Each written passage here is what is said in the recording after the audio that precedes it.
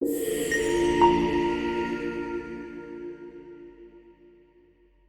temple did not sleep. It only quieted, as if the stone itself learned the shape of war and held its breath between alarms. Outside, Coruscant was a storm of lights and towers, and the rain came down in slanting sheets that blurred the city into a smear of gold and slate. Inside, the corridors were older than the Republic's current fear, basalt polished by centuries of bare feet, torchlight catching in the seams like slow lava. Anakin walked as if he were trying to outrun a thought. His boots struck too hard, his shoulders sat too high. Beside him, Captain Rex matched the pace with soldier discipline. But even that discipline had softened into something wary, something human, as though the armor were not enough to keep the world from pressing in. They passed a training hall where younglings had once laughed, and now only the echo remained. Anakin's eyes flicked to the closed doors, then away again.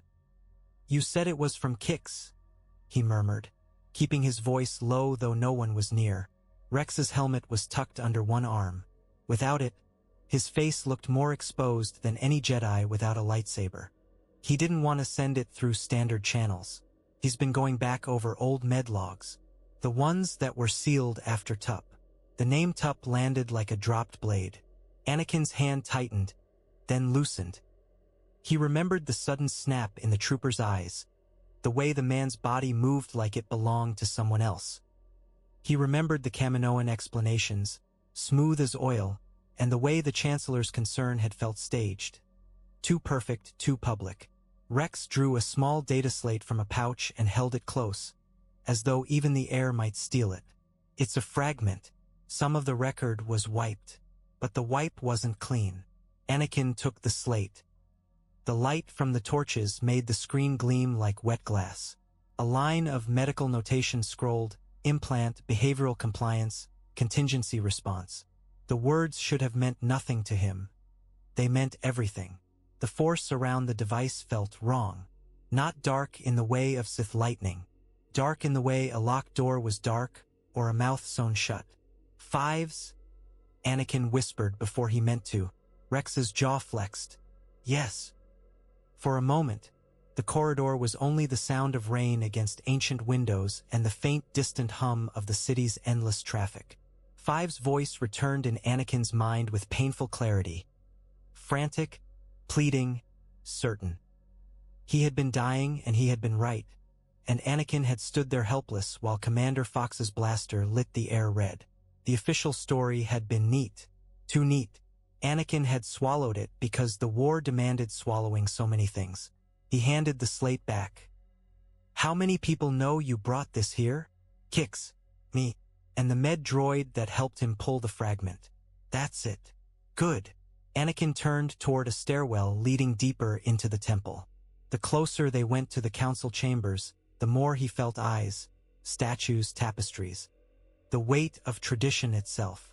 "We take this to Obi-Wan first." Quietly. Rex didn't flinch at the command, but his voice roughened. "General Skywalker, what if it's true, what Five said?" Anakin didn't answer immediately. In his chest, anger moved like a coiled serpent, patient and hot. He had lived with it so long it felt like part of his bones. He kept his face still because he had learned, through necessity, how to perform calm. "If it's true," he said, "then someone built something into you, into all of you, something that turns you into weapons against your will." Rex's eyes held steady, but Anakin saw the crack beneath. A man who had survived 100 battles could still be undone by the idea that his mind was not wholly his own. "I don't feel different," Rex said. Came out like a protest, like a prayer. "That's the point." Anakin looked down the stairs. Below, light pooled in an alcove where a statue of a serene master watched over the passage. The stone face was compassionate, distant, as if it had never known betrayal. If someone did this, they did it well. Rex took a slow breath. Fives called it a chip. Anakin's throat tightened, and he said it was meant for an order, a specific order. Rex's gaze dropped, then rose again. He said, "Order 66. The number sounded like a knife drawn along a whetstone. Anakin felt the Force tremble just slightly, an instinctive warning, like the hairs on his arms rising before lightning. "Come on," Anakin said, "before the night changes its mind." They descended, leaving behind the empty training hall and the gentle lies the temple liked to tell itself. The council chamber felt smaller at night. Not in its dimensions, those remained vast, round, and open to the city's endless height, but in its weight. The masters sat as they always did, as if the war could not touch them here. Yet the war had already moved into their faces. A line deepened near the mouth, a shadow under the eyes, a stillness that was no longer peace but restraint. Obi-Wan was the first to look up as Anakin entered. His expression held a question but also a caution. With him were Master Yoda, folded into his seat like a green knot of patience, and Master Windu, rigid as a drawn blade. Others lingered at the edge, Plo Koon's quiet presence like a storm held back, Kadimundi's stern forehead creased, Shak Ti's calm set like polished steel. Anakin nodded once, the smallest salute, and stepped forward with Rex at his shoulder. Rex did not cross fully into the circle. He remained at the threshold, respectful of the space, but the very fact of his presence was an intrusion. It made the air feel suddenly more real. Obi-Wan's eyes flicked to the clone captain. "Captain, General," Rex returned. Anakin held out the slate. This came from Kix, about Tup, and Fives. At the name, something in the chamber tightened. The council had heard the official account. They had watched the recordings. They had felt the disturbance in the Force when Fives died. An abrupt severing like a cord cut too early. Windu took the slate without ceremony. His thumb moved with practiced economy. The lines of notation reflected in his eyes like pale fire. "This is incomplete," he said. "It was wiped," Rex replied. "Not well." Yoda's ears angled forward. "Wiped by whom, "Not sure," Rex said. "But the signature pattern isn't standard Kaminoan archive clean. Kix says it looks like a manual overwrite." Shak Ti's voice was soft and precise. "Kaminoan systems do not overwrite without directive. It would require authority." Windu's gaze lifted from the slate to Anakin. "You're certain you want to bring this here?" Anakin felt the familiar flare, resentment at being questioned as if he were reckless, as if his instincts were always suspect. He forced it down like a hand closing over a spark. "I'm certain you need to see it." Windu's mouth did not move, but his eyes sharpened. "And you, Captain Rex? You believe this pertains to an order?" Rex hesitated. In the silence, Anakin heard the rain more clearly, as though the city itself listened.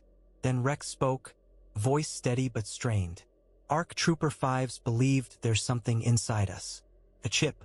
He said it was tied to a contingency command. He called it Order 66. The number hung there, an ugly little thing, mundane and monstrous. For a moment, the force in the room shifted. Subtle ripples of concern, anger, disbelief, and something colder. Recognition. Obi-Wan's face tightened. "Anakin, I didn't want to believe him," Anakin said. The words tasted like ash. "But Tup killed a Jedi. Fives found a reason, and he died the moment he tried to say it out loud." Yoda's gaze drifted, as if looking past them into memory. "Clouded, the truth has been. Hiding in plain sight." Windu returned to the slate.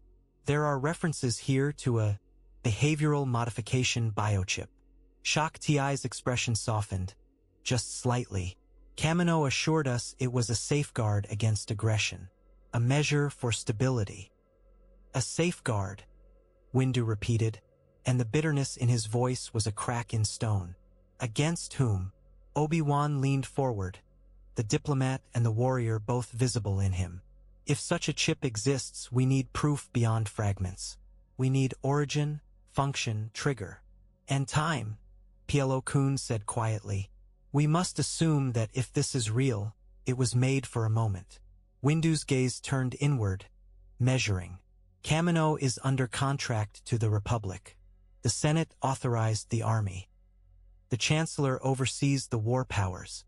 If we move openly, we risk accusations of treason, Obi-Wan finished. His voice was gentle, but his eyes were hard. Anakin's hands curled. So we do nothing? Windu met his stare. We do not panic.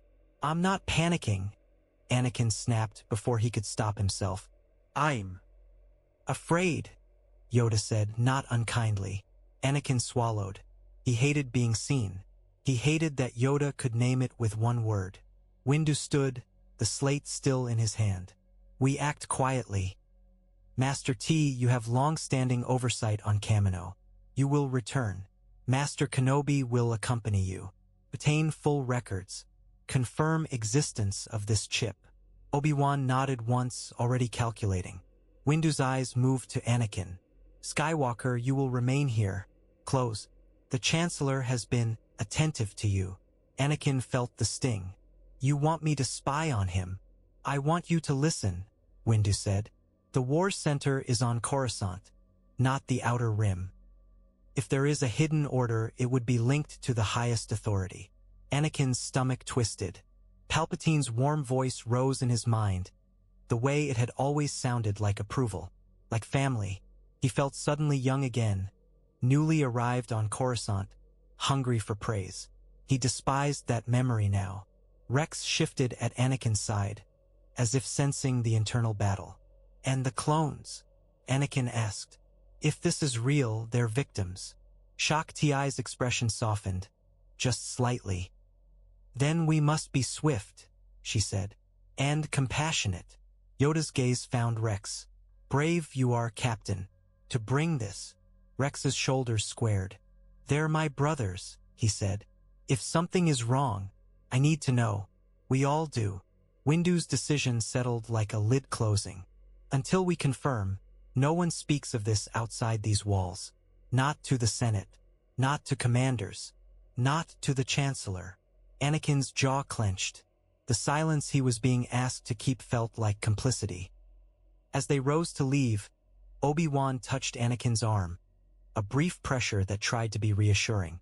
We'll find the truth, he murmured. Anakin wanted to bell. Leave him. The Force offered no comfort, only the sense of an approaching storm that had already chosen where to break. KAMINO greeted them the way it always did, with rain that felt like judgment. The platforms above the sea shuddered under wind. The sky was a bruised slate, and the ocean below was a black mouth that never closed. Obi-Wan stepped out with his cloak snapping, the salt and wet cutting through him. Shock T moved as though the storm belonged to her, her leku trailing like banners in a gale. A reception chamber awaited, sleek curves and sterile light, but Obi-Wan could not shake the feeling that he had entered a fortress. Not one built for siege engines, but for secrets. Prime Minister Lama Su met them with the smoothness of a man who had practiced patience on people who could kill him. Masters, he said, voice calm, we were not expecting another visit. We were not expecting another incident, Shock T replied, her tone polite enough to be a blade hidden behind silk. Nala Se arrived with a medical tablet held close. Her eyes were large and unreadable, her face a mask of professional concern. You seek answers, she said, as if it were obvious. We seek the truth, Obi-Wan corrected. They were led through corridors where the hum of machinery was constant, like a distant swarm. Clones passed in orderly lines, faces identical beneath their helmets, each one carrying a piece of the Republic's hope and its moral failure. Obi-Wan watched them and thought of the temple. He thought of younglings. He thought of promises. The war had made them all compromise until they no longer knew where the original line had been. In the medical wing, Shock Ti's authority opened doors that would have stayed locked to others. Yet Obi-Wan noted the subtle delays, the way Nala Se paused at a scanner, the way she redirected them around certain sections with gentle excuses. You are restricting access, Shock T observed. Nala Se's smile did not reach her eyes. We are protecting proprietary methods. The Republic's contract does not authorize. Do not recite terms to me, Shock T said quietly. I helped bring this army into being. I have bled with it. I have buried Jedi because of it. A beat of thunder filled the hallway like a drum. Nala Se's gaze flicked, almost imperceptibly, toward a sealed door. Obi-Wan noticed. He stepped closer, softening his voice, letting diplomacy do what force could not. Nala Se, he said, if there is something inside the clones, something that can compel them, it is not merely a medical matter. It is a moral catastrophe. For the first time, a crack appeared in the Kaminoans' composure. The clones are designed, she said carefully, to follow orders. To follow orders, yes, Obi-Wan said. Not to lose themselves. Shakti held out her hand. Open the door. Nala se hesitativ. Rain hammered the hull outside as if trying to break in. Finally, with a motion that looked almost reluctant, she keyed the seal. Inside, the light changed. It was colder, sharper. Tanks lined the walls, translucent columns filled with pale fluid. Within them floated shapes, developing bodies, the future of the army.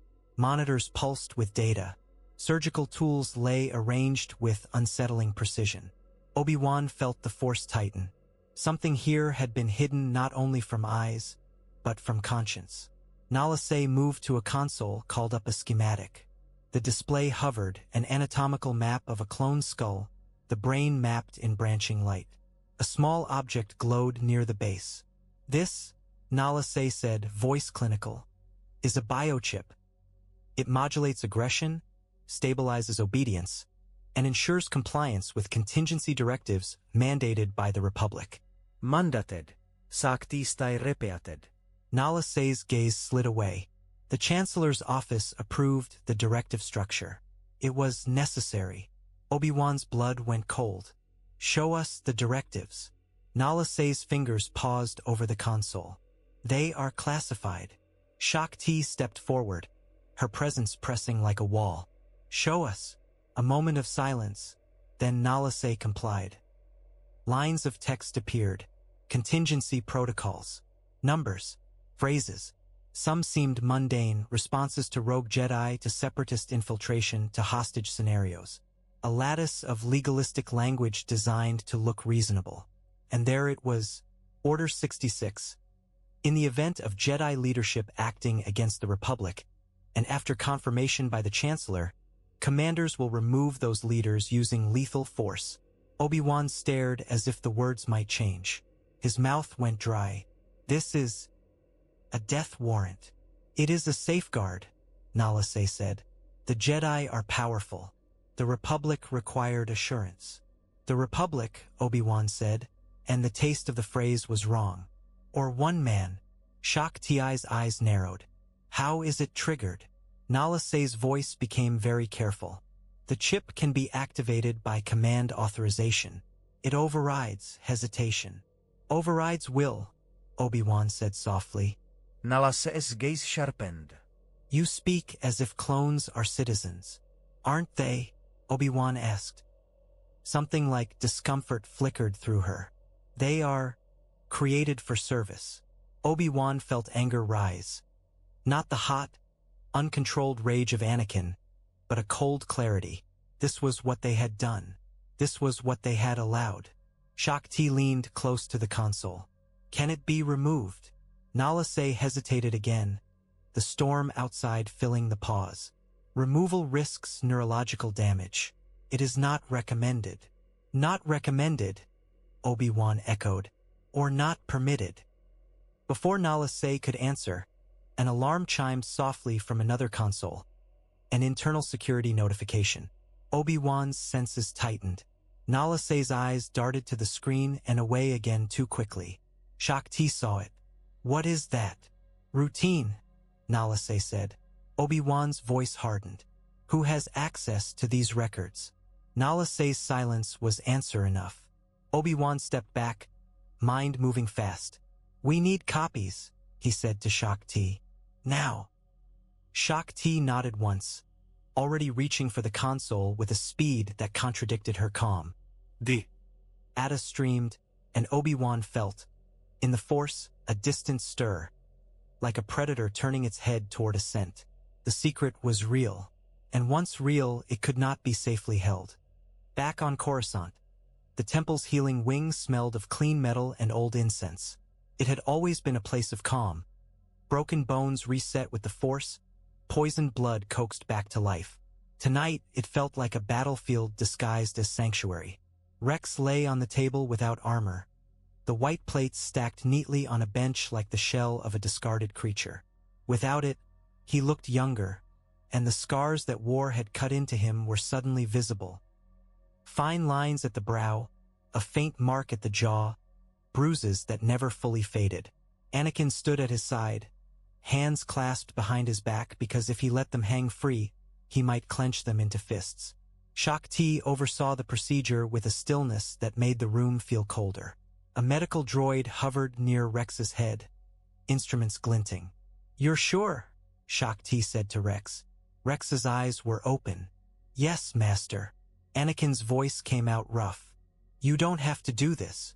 Rex looked at him, truly looked not as a soldier to a general, but as a man to another man caught in a trap. "If there's something in me," Rex said, "I need it out. I need to know that when I choose, it's me."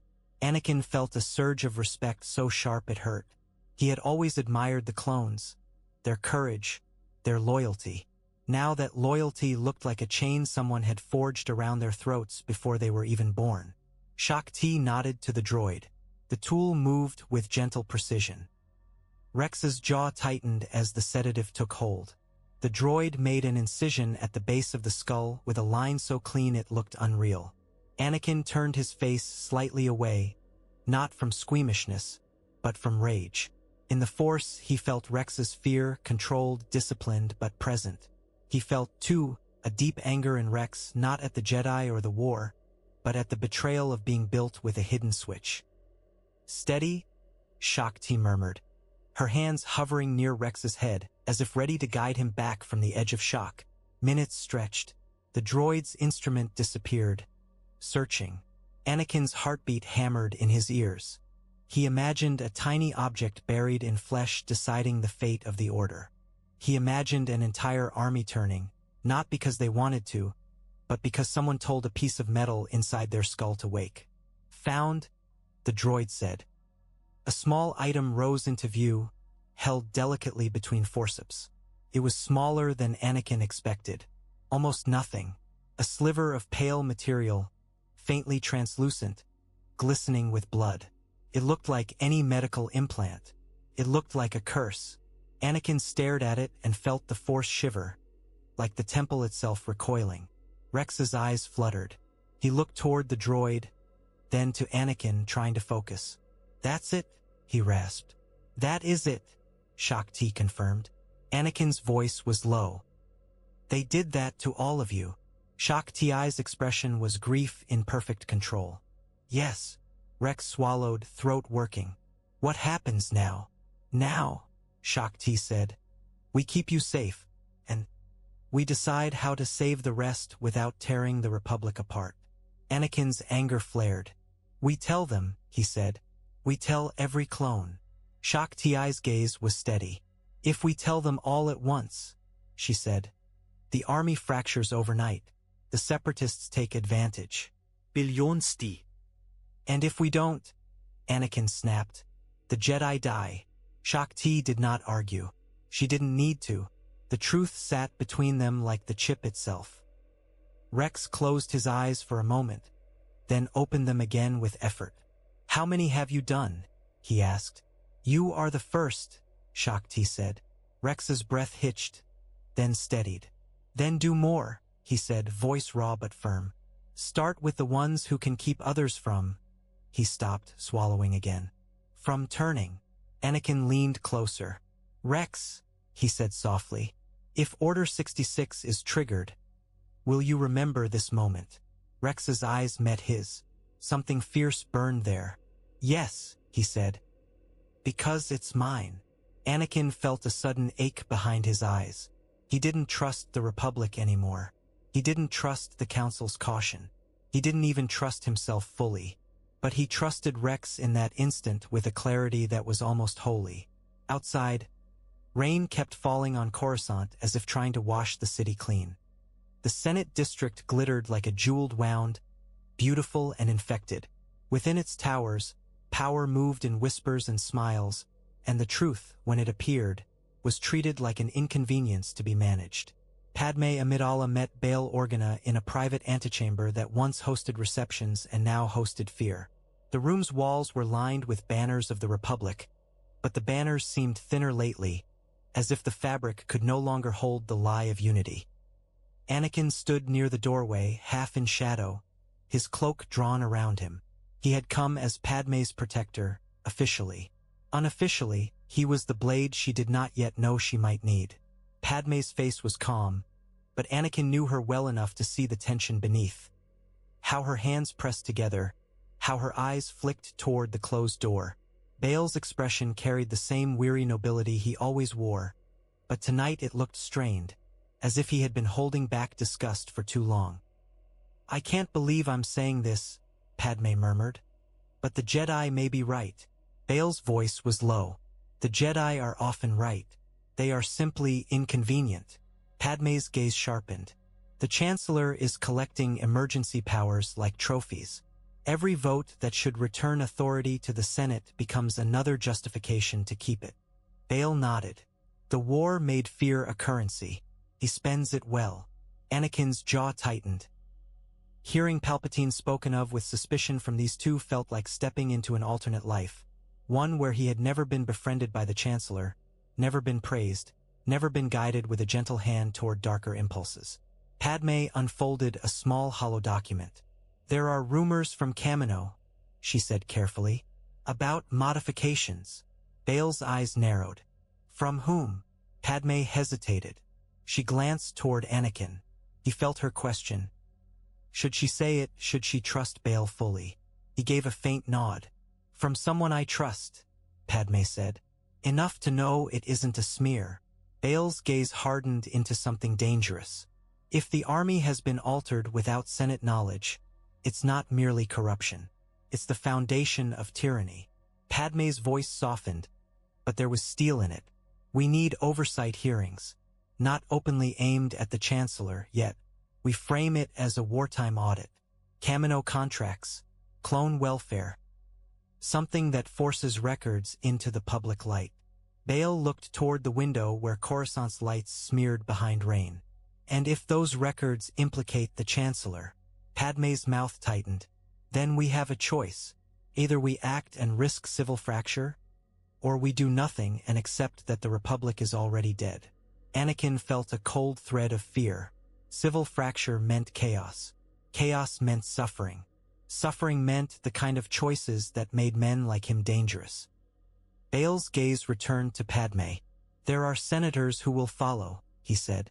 "Not many, but enough if we move carefully." Padmé inhaled. "I'll draft the motion, quietly, and I'll speak with Mon Mothma." Anakin heard the name like a bell. Another reformist, another potential ally, another potential target. Bail's eyes flicked to Anakin. "And you," he said softly, "what does the Jedi Order intend?" Anakin's throat tightened. He wanted to say the truth. He wanted to say, "We found a kill order hidden in the minds of our soldiers. We are on the edge of slaughter." But he could not. Windu's command held him, and the very walls felt as if they might repeat what was spoken. "We intend to protect the Republic," Anakin said, the words careful, "and the people in it." Bail studied him for a long moment, as if weighing the sincerity. Then he nodded. "Then we are allies." Padmé's gaze softened when it returned to Anakin, as if grateful simply to see him standing there. He wanted to pull her into his arms and promise safety. He had learned, in war, that promises were often lies told with good intentions. As they separated, Bail's last words followed them like a shadow. "If the Chancellor has built a mechanism to destroy the Jedi," he said, "he will not hesitate to use it." Anakin felt the truth of that settle into his bones. Palpatine never hesitated. He only waited until the moment would hurt most. Mandalore smelled of smoke and pride. The domes that once gleamed now bore scorch marks like bruises. In the streets below, the fighting had left its signature. Broken doors, scorched walls, the quiet after screams. Ahsoka Tano walked through the captured throne hall with the wary grace of someone who had learned not to trust victory. She wore no Jedi robes. She wore practical armor and the weight of choices the Order had not made with her in mind. Bo-Katan Kryze strode beside her, helmet tucked under one arm, jaw set like stone. "He's in here," Bo-Katan said. "And he's been laughing." Ahsoka's stomach tightened. Maul's laughter was not joy. It was prophecy delivered with teeth. They entered a chamber where torches burned low, shadows thick along the walls. Maul sat in chains, wrists bound to iron rings. His skin looked like fresh blood against dark stone. His eyes were bright, fevered, and when he looked up, he smiled as if he had been waiting for her specifically. "Lady Tano," he purred, "no longer a Jedi. How free you must feel." Ahsoka ignored the taunt and stepped closer, the force coiling inside her like a drawn breath. "You said you wanted to warn me," she said. "About Anakin." Maul's smile widened. "Anakin Skywalker," he breathed, savoring the name. "The chosen one, the perfect prize." Bo-Katan's voice was blunt. "Speak, or we leave you to rot." Maul's eyes flicked to her, amused. "You Mandalorians always think brute force solves everything." He returned his gaze to Ahsoka. "You want the truth? The truth is a blade, and you're holding it by the edge." Ahsoka's patience thinned. "What do you know?" Maul leaned forward as far as the chains allowed. "I know who sits at the heart of your republic," he whispered. "I know who has been steering the war like a puppet show. I know whose hand you've been kissing every time you called him Chancellor." Ahsoka felt her pulse quicken. "Name him." Maul's grin turned feral. "Darth Sidious." The title hit the air like poison. Ahsoka felt the force ripple, Bo-Katan's confusion, the guard's unease. Ahsoka kept her face still. "You expect me to believe that?" Maul's eyes narrowed. "You already do," he hissed. "You feel the rot in your temple. You feel the darkness around your golden chancellor. You just don't want to admit the Jedi were blind." Ahsoka's voice hardened. "If Sidious is on Coruscant, why would you care?" Maul's laughter rose, harsh and sudden. "Because I was meant to be his weapon," he snapped. "And then I was discarded. Because he has found a better one." Ahsoka's throat tightened. "Anakin." "Yes," Maul said softly, almost reverent. "The moment is coming. The fall you can't stop. The bloodbath you won't see until it's already begun." Ahsoka's mind flashed to Rex. Loyal, honorable, with a chip removed like a cursed thorn. It flashed to the Council's secrecy, to Obi-Wan's careful words, to Anakin's restless rage and desperate love. "What bloodbath?" she demanded. Maul sighed, as shown with something like delight. "An order," he whispered. "A command that turns your soldiers into executioners. An order that wipes your order from the galaxy." Ahsoka's breath caught. She felt suddenly very cold. Bo-Katan swore under her breath. "What is he talking about?" Ahsoka stared at Maul. "How do you know this?" Maul's smile returned. "Because Sidious plans in layers," he said. "Because he is the kind of evil that writes its victory into law." He tilted his head, studying her. "Go back to Coruscant, little rebel. Run to your former masters. Tell them what you've heard. They will hesitate. They always do." Ahsoka's voice was low. "If you're lying." Maul's eyes flared. "I'm not lying," he snarled. "I'm warning you. Because if Sidious wins, there will be no place in the shadows even for me." Ahsoka turned away, heart pounding. She had left the Order because she could no longer stomach its certainty. Now she found herself racing back toward it because certainty had become the only shield against annihilation. As she reached the doorway, Maul's voice followed her, soft as a knife sliding free. "Tell Kenobi," he called. "Tell him the Chancellor is the Sith. And tell him he's already too late." Palpatine's private office was warm in a way that felt intentional. The air smelled faintly of polished wood and spice, the kind of scent meant to soothe. In the center of the room, a fire flickered behind a screen, giving the Chancellor's face a golden glow that softened his age into wisdom. Anakin stood before him and felt, as he always did here, the strange sensation of being both comforted and hunted. "My boy," Palpatine said, voice rich with affection. "You look as if the war has been chewing on you." Anakin forced a smile. "It's chewing on everyone." Palpatine's eyes, soft, pale, deceptively kind, studied him. "And yet you carry more than most. The Jedi place burdens on you that they do not share." Anakin felt anger twitch. "They have their reasons." "Do they?" Palpatine rose from his chair with careful grace and approached, hands clasped behind his back like a thoughtful king. "Tell me, Anakin, do you feel trusted?" The question was a hook. Anakin felt it sink into his skin. "I feel," Anakin said, choosing his words like stepping stones over a chasm, "that they are cautious." Palpatine's smile was gentle. "Cautious? How kind of you. They send you to war. They praise you when you win. And when you return, they look at you as if you are a bomb waiting to go off." Anakin's throat tightened. The room seemed to press in. He remembered Windu's stare. He remembered the Council's secrecy. He remembered Rex on the table and the tiny chip held up like proof of betrayal. Palpatine stepped closer, lowering his voice. "They fear your power." Anakin's hands flexed.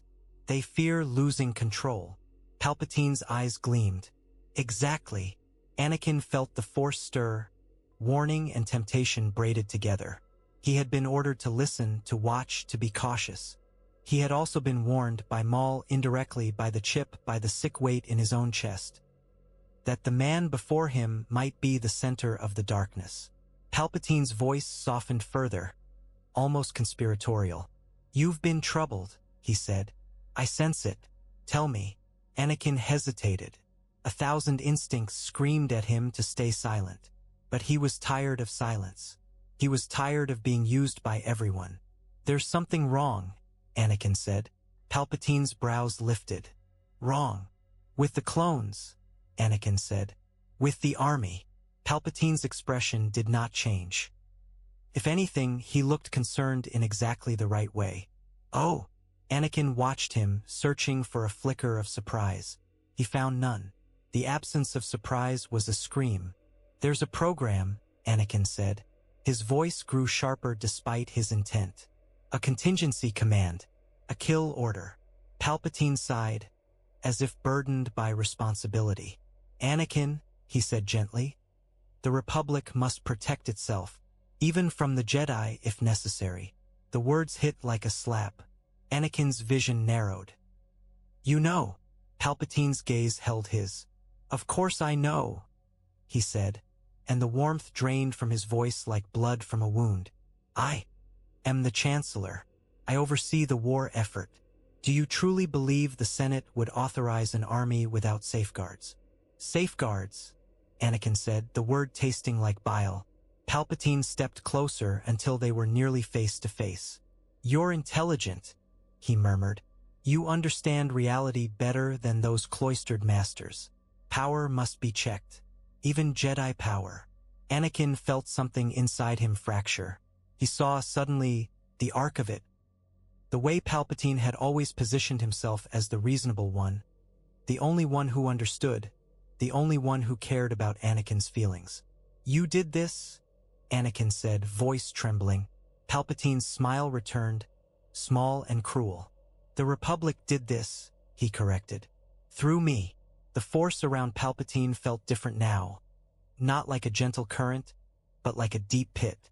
Anakin felt nausea, anger, and a terrible clarity. "You're Sidious," Anakin said, the name coming out like a curse. Palpatine did not deny it. His eyes brightened with a predatory pleasure. "Ah," he whispered, "so they've started to see. How unfortunate for them."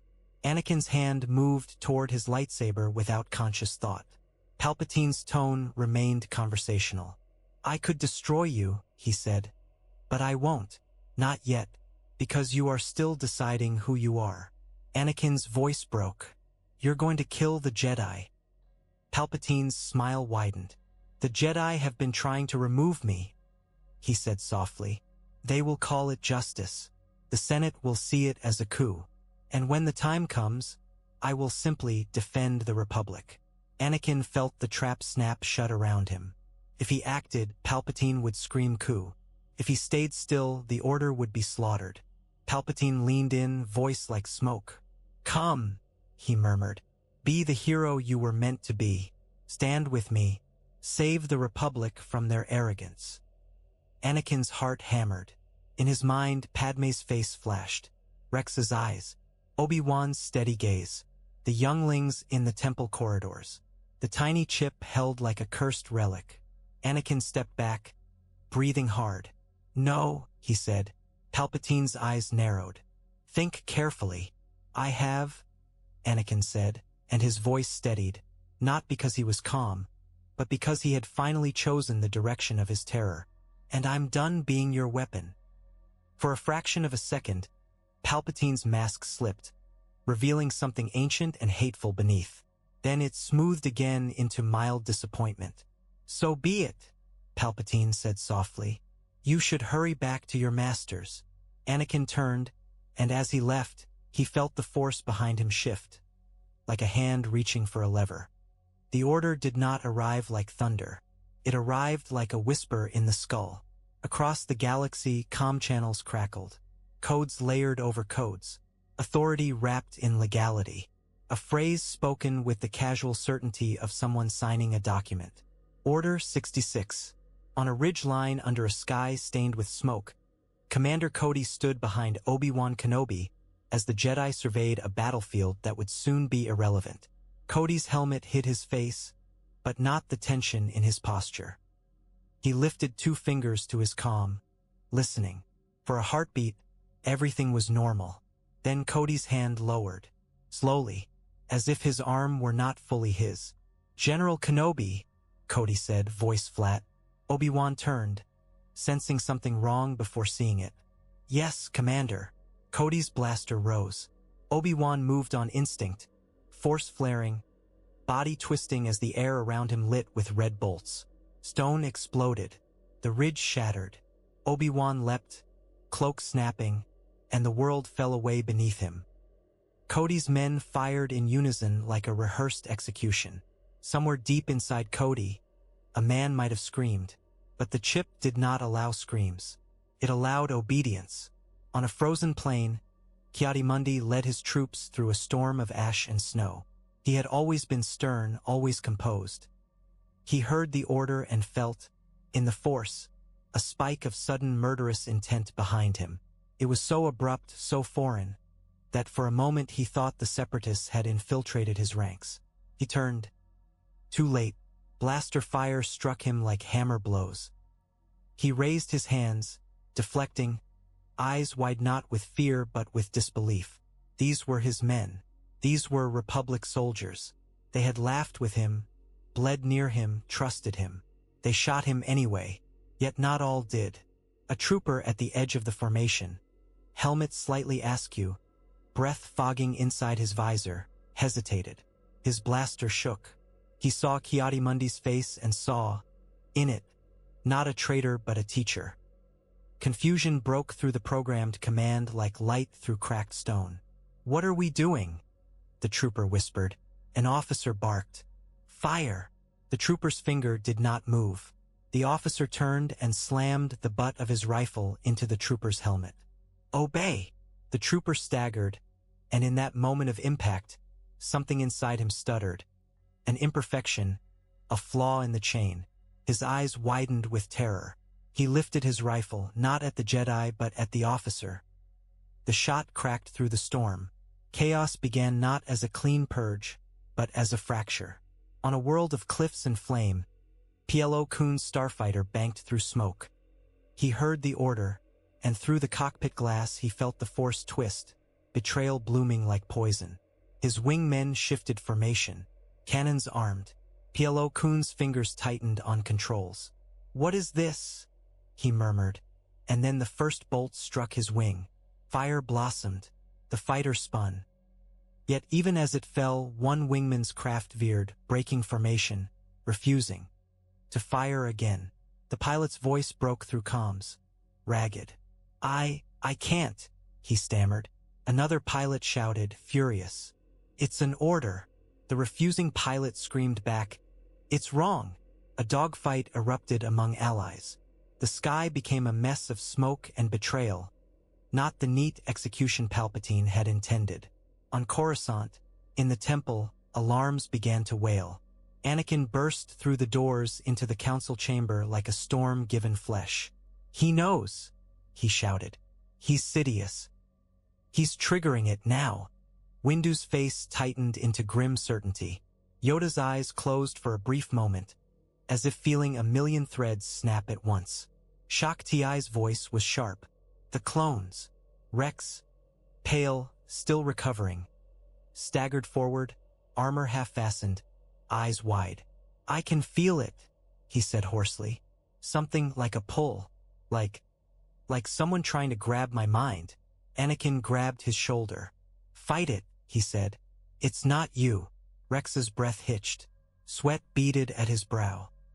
For a moment, Anakin saw a flicker in Rex's eyes that terrified him. Blankness, obedience trying to bloom. Then Rex snarled and the human returned. "I'm here," he rasped. "I'm here." Outside, in the city, the Republic's machinery turned. Inside, the Jedi realized the purge had begun, and it was not clean. Not yet. The first explosions struck the lower halls. The temple's old stone shuddered as if waking from a long dream into nightmare. Clones poured in through the main entrances in disciplined lines, white armor gleaming, rifles raised. Their footsteps were thunder on basalt. Their visors were black and empty, yet among them there were stutters, hesitations, troopers whose rifles lifted, then wavered, troopers who glanced at each other as if looking for permission to be human. Rex ran down the central stair with a handful of men. Those Shaak Ti had quietly arranged for medical checks. Those who had been removed from the chain of compulsion. They moved like a wedge through chaos. "Hold fire unless you have to," Rex barked, voice raw. "They're our brothers." A blaster bolt struck the wall beside his head, spraying molten stone. Rex flinched, then raised his rifle and fired at the ceiling above the attackers, forcing them to duck. "Get to cover," he shouted. Anakin raced ahead, lightsaber ignited, the blue blade painting the smoke. He felt the temple's fear like a living thing. The younglings crying, the healers scrambling, the masters snapping into war posture. He rounded a corner and saw them. Children huddled behind a pillar, eyes wide, clutching training sabers like toys. A clone squad advanced toward them, rifles leveled. Anakin's body moved before his mind finished thinking. He hurled himself between the rifles and the children, saber flashing. Bolts splashed into blue light and ricocheted harmlessly into stone. "Stop!" Anakin shouted. "Stand down!" The clones did not respond. Their helmets tilted in perfect unison. Their rifles rose again. Anakin's anger rose like a tide. He did not want to kill them. He could not stomach killing them. But if he did nothing, the children behind him would die. He pushed outward with the force, hard. The clones slammed back against the wall like dolls thrown by a giant. Their rifles clattered to the floor. For a fraction of a second, the compulsion faltered. One trooper's helmet turned, as if confused. Anakin stepped toward him, breathing hard. "You know me," he said. "You've fought with me. This isn't you." The trooper's hands trembled. His head jerked as if something inside him was screaming. "Execute traitors," he rasped, voice distorted. Anakin felt sick. "No," he said. "You're being." The trooper lunged for his rifle. Anakin slashed. Not at the trooper, but at the rifle, cutting it cleanly in half. The trooper froze, staring at the melted metal as if it were proof that reality had broken. Then another trooper behind him raised his weapon and fired at Anakin's back. A green blade intercepted. The bolt burst into light, and Obi-Wan Kenobi stepped into the smoke, expression calm but eyes like winter. "Anakin," Obi-Wan said, voice steady. "We can't save them all." Anakin's mouth twisted. "We have to." Obi-Wan's gaze flicked to the younglings, then to the advancing clones. "We save who we can," he essayed. "ID." They fought together through the halls, blue and green moving in tandem, deflecting bolts, disabling weapons, pushing clones back without killing when possible. The temple became a maze of smoke and screams. In another corridor, Mace Windu moved like a storm. His purple blade flashed, cutting through rifles, severing support beams, collapsing doorways to slow the advance. His expression held no hesitation now, only grim necessity. "Master Windu," a Jedi called, dragging a wounded Padawan. "They're everywhere." Windu's jaw clenched. "Then we become fewer," he said, "and more decisive." Rex's squad collided with a larger clone unit near the archives. For a moment, the two groups stared at each other across drifting smoke, brothers facing brothers. A lieutenant stepped forward, visor reflecting fire. "Captain Rex," he said, voice flat, "by order of the Chancellor, you are to stand aside." Rex's hands shook, not with fear but with fury.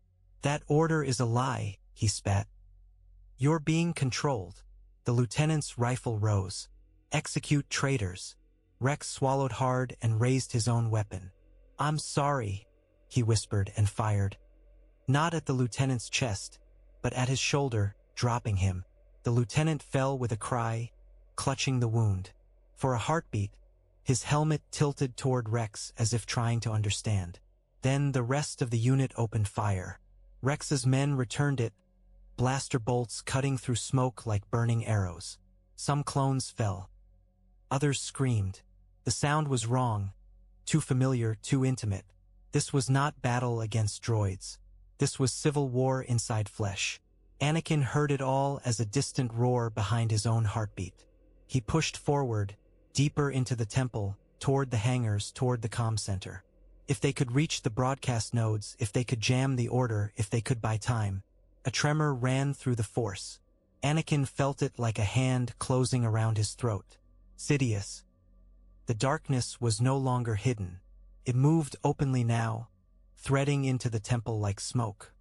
They reached the Chancellor's office not through ceremony but through violence. The halls of governance, once polished and pristine, were now scarred by blaster fire and panic. Guards lay unconscious where Rex's men had stunned them. Senators fled through side corridors, robes flapping like frightened birds. Anakin moved at the front, lightsaber unlit now, held at his side like a promise he didn't want to keep. Obi-Wan was beside him, calm in the way only Obi-Wan could be when the galaxy cracked. Windu followed with lethal purpose. Yoda's small form moved like inevitability. Behind them, Rex limped, face pale, eyes fierce. He had insisted on coming. "I need to see him," Rex had said. "The man who did this." At the doors, the red-cloaked guards stepped into formation, their staffs raised. They were silent, faceless, and utterly loyal. Windu did not slow. "Move," he commanded. They did not. Anakin's anger surged, and he stepped forward, hand out. The Force slammed into the guards like a wave, hurling them back. Their staffs clattered. Their bodies struck the walls with dull thuds. The doors opened. Palpatine stood inside as if waiting for guests. The fire behind him flickered, casting his face in warm gold. For a moment, he looked like the kindly Chancellor Anakin had once trusted. Then his eyes turned, and the illusion shattered. "Masters," Palpatine said, voice smooth, "and Anakin." His smile widened. "How dramatic." Windu stepped forward, saber ignited in a snap hiss, purple light cutting through warm shadows. "You are under arrest," he said, "for treason against the Republic." Palpatine's laughter was soft. "Oh, Mace," he murmured, still clinging to procedure even now. Yoda's gaze was steady. "Sith you are." Palpatine's expression shifted. Pleasure, finally, at being named. "Yes," he whispered. "At last." Obi-Wan ignited his saber. Green light reflected in his eyes. "End this," he said, voice tight. "Call off the order." Palpatine's gaze flicked to Rex, and for the first time something like annoyance flashed. "Interesting," he murmured. "You removed his leash." Rex's voice shook with rage. "We're not your property," he spat.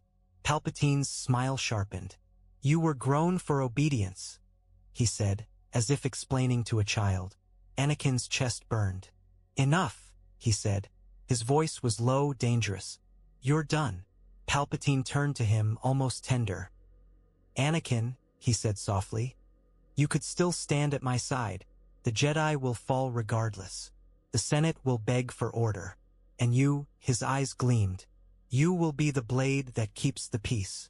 Anakin felt the temptation like a warm hand on his shoulder. Power, control, the end of fear. He tasted it and hated himself for tasting it. He thought of Padmé, fighting in halls of politics while soldiers murdered each other in halls of faith. He thought of Rex choosing himself. He thought of the youngling's eyes. No, Anakin said again, and this time the word was not a stumble. It W, as a vow. Palpatine's face twisted, and the warmth fell away like a cloak dropped to reveal armor beneath. Then you are my enemy, he hissed. The air changed. The fire seemed to dim. Darkness surged outward, thick, oppressive, drowning the room in cold. Palpatine moved with impossible speed. His hand rose, and lightning erupted, blue-white, hissing, filling the air with a smell like burned metal. Windu met it with his blade, the purple catching the lightning, bending it, holding it. The light lit his face in harsh angles, teeth bared. He's too dangerous to be left alive, Windu growled through strain. Obi-Wan lunged, saber flashing, trying to flank. Yoda's small form leapt, blade ignited, green light slicing through shadow. Palpatine's laughter rose, feral now. He spun, cloak whipping, and suddenly the kindly Chancellor was gone entirely. There was only Sidious, ancient hatred wearing a man's face. Anakin moved in, saber igniting blue, and the room became a storm of light and shadow, blades colliding like thunder. He fought not with the perfect calm the order demanded, but with fierce determination, every strike fueled by the refusal to let this monster rewrite the galaxy into a cage. Rex backed against a pillar, blaster raised, watching in horror and awe as the leaders of the Republic's secret war finally revealed themselves in open combat. Outside, the city shook with scattered fighting. Inside, the fate of the Order balanced on the edge of a blade. Palpatine snarled and unleashed another wave of lightning. Yoda met it, palms out, absorbing the energy until his face tightened with strain. He redirected it, and the bolts arced back, striking Palpatine's own guardrail with a crack that shook the room. Palpatine staggered just a step. Windu pressed forward, blade inches from Palpatine's throat. It ends, Windu said, voice like stone. Palpatine's eyes flicked to Anakin, and for the briefest moment Anakin saw something like calculation. Cold, swift, ruthless. Anakin? Palpatine rasped, suddenly weak, suddenly pathetic, the mask sliding back into place. Help me. The old manipulation. Make Anakin choose, make him feel responsible, make him feel like a savior. Anakin's hands trembled. He saw two futures in a heartbeat. One where he acted from fear, one where he acted from truth. He stepped forward. Not toward Palpatine, but toward Windu. He's lying, Anakin said, voice shaking but firm. Don't listen to him. Windu's eyes flashed, surprised, then hardened again. Good, he said. Then stand aside. Palpatine's face twisted. The pathetic act dropped like a curtain ripped away. Fool, he hissed. He moved not with strength, but with desperation. His lightning surged wild, uncontrolled, striking the ceiling, the walls, turning the room into chaos. Obi-Wan shoved Anakin aside as a bolt tore past. Stay focused, Obi-Wan shouted. Yoda leapt, blade flashing, and for a moment Sidious's lightning faltered under the pressure of two masts. RS and the fury of the Chosen One. Windu struck. The purple blade carved through the air, and Palpatine screamed. Not in pain, but in rage at being thwarted. The sound was inhuman. He fell back, smoke rising from his hands. His eyes burned with hatred so intense Anakin felt it as a physical force. You think you've won, Palpatine spat. The Senate is mine. The courts are mine. The army. Rex lifted his blaster. "Not all of it," he said hoarsely. Palpatine's gaze snapped to him, and for a moment Anakin thought Sidious would kill Rex simply for defying the script. But Windu's blade was still poised, and Yoda's presence pressed like a mountain. Obi-Wan stepped closer, saber steady. "Call it off," he demanded. "End the order." Palpatine's lips curled. "No," he whispered. "If I fall, the Republic falls with me." Padmé's voice echoed in Anakin's mind. "Accept the Republic is already dead, or act." Anakin stepped forward, breathing hard. "Then let it fall," he said. "Better a broken Republic than your empire." Palpatine's eyes flared with hatred, and Anakin felt the Force surge, Sidious gathering himself for one final, catastrophic act. Yoda moved first. With a sharp motion, he thrust out his hand, and the Force struck Palpatine like a hammer. Sidious slammed into the far wall, the air knocked out of him. His lightning sputtered and died. Silence fell, broken only by the crackle of the fire and the distant wail of alarms. Windu held his blade steady. "Bind him," he snapped. Rex's men, those who had followed him here, rushed in, stun cuffs ready. Sidious writhed, snarling, but even his power had limits when caught between blades and Force. As the cuffs snapped shut, Palpatine's laughter returned, thin and vicious. "You think chains matter," he rasped. "You've already lost. The galaxy will call you traitors." Bail Organa's voice suddenly crackled from a comm unit someone had dropped near the doorway. "Mace," Bail said urgently. "We have a feed. Senators are hearing reports. Some clones are fighting other clones in the streets. The narrative is unstable."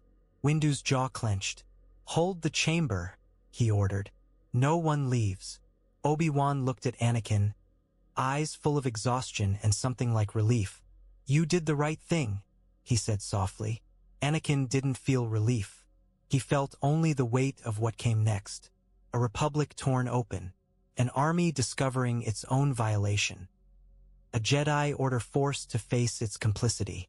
Sidious, bound and snarling, lifted his chin, eyes burning. "This is not the end," he promised. Yoda's gaze did not waver. "No," he said quietly. "It is the beginning." Outside, Coruscant's rain kept falling, washing over fire and blood and shattered certainty, as if the sky itself tried to cleanse what men had done. The cuffs bit into Palpatine's wrists like a promise that would not hold. He walked between them with his back straight and his chin lifted, as if a chain could be mistaken for jewelry if one wore it with enough contempt. His eyes were bright, feverish, and every so often he smiled. Not at them, but at something only he could see. Outside his private chamber, the clean corridors of power had already begun to rot. Smoke drifted through archways that once smelled of polished stone and perfume. Somewhere below, blaster fire cracked in sharp bursts like doors being kicked open. The Republic was a palace built on paper. It burned quickly once the first torch touched. Rex's men moved in a tight ring around the Jedi, rifles raised, fingers disciplined but tense. These were not the same men who had stormed the temple with empty visors. These were men with their own minds intact, and that fact alone made them rarer than any kyber crystal. Anakin kept his lightsaber in hand, unlit, the hilt warm against his palm. He could feel Sidious, Palpatine, Sidious, the same monster wearing two names, pressing outward with the Force like smoke-seeking cracks in a sealed room. It wasn't an attack so much as an insistence, a constant probing for weakness. Windu walked closest to the prisoner, purple blade ignited, casting bruised light across Palpatine's face. The Sith's eyes followed the saber with a hungry amusement. "You should be careful, Master Windu," Palpatine murmured. "You have always been so decisive. It makes you predictable." Windu did not look at him. "Keep speaking," he said. "It will make it easier to justify what I should have done the moment you revealed yourself." Yoda's small form moved without hurry, but the Force around him was a wall. "Hasty that path is," he said, and the words carried no softness. "Dangerous you are, but judge we must, not murder. Palpatine's smile widened. Ah, the great restraint of the Jedi. Always so proud of it. How many corpses has that pride created? Obi-Wan's gaze stayed forward, jaw clenched. We're not here to debate philosophy. No, Palpatine said lightly. You're here to salvage your reputation. The corridor opened into a grand hall where windows rose like cathedral arches. Beyond them, Coruscant's reign turned the city into a blurred smear of light and shadow. Below, in the streets, the civil fracture had teeth. Anakin glimpsed a skirmish. Shock troopers firing into a knot of clones who had taken cover behind a monument. Their armor marked with makeshift symbols. Slashes of paint, torn fabric, anything that said we are not them. A senator stumbled from a side door, robe torn, eyes wild. He froze when he saw Palpatine in chains, and his mouth opened as if to scream. Rex snapped his rifle toward him, not firing, just holding him in place. Go, Obi-Wan said sharply to the senator. Hide. The man fled, and Anakin heard him sobbing as he vanished into smoke. They moved fast, but the palace district. T fought them. A squad of Coruscant Guard, helmets gleaming, red markings sharp, rounded a corner and raised rifles at once. Their commander's voice came flat through the vocoder. Release the Chancellor. Rex stepped forward, palm up. Stand down, he shouted. Your command is compromised. The guard did not pause. The chip had made argument irrelevant. Anakin's anger flared, and he stepped forward, hand out. The Force slammed into the squad, ripping rifles from hands and hurling bodies back against pillars. They collapsed, stunned, not dead. Anakin's breath came hard, heat in his chest. Palpatine laughed softly. Mercy, he breathed. It will be the death of you. They reached the landing platform where a sleek Jedi transport waited, engines humming, pilot white-faced. The wind tore at cloaks and armor. Rain hit like needles. As they boarded, Palpatine turned his head toward the city. His eyes narrowed, and Anakin felt a sudden tightening in the Force, as if the Sith were tasting the chaos he had unleashed. Listen, Palpatine whispered, voice barely audible over rain. Do you hear it, Anakin? Your Republic begging for order. Anakin shoved him forward into the transport. Shut up. They rose into the storm, leaving behind the burning district, and Anakin knew, deep in his bones, that capturing Sidious was not victory. It was only the moment before the counterstroke. The Senate rotunda had always been loud. Tonight it was loud in a different way, the sound of a crowd that sensed the floor beneath it had begun to crack. Senators clustered in anxious knots, their entourages missing, their guards replaced by clones whose rifles were held too casually for comfort. The great central platform glowed with hollow projector light that made every face look sickly, as if the Republic itself were fevered. Mas Amedda stood at the dais with his hands clasped, posture perfect, expression a practiced blend of grief and outrage. He did not sweat. He did not blink too often. He looked like a man who had rehearsed this scene.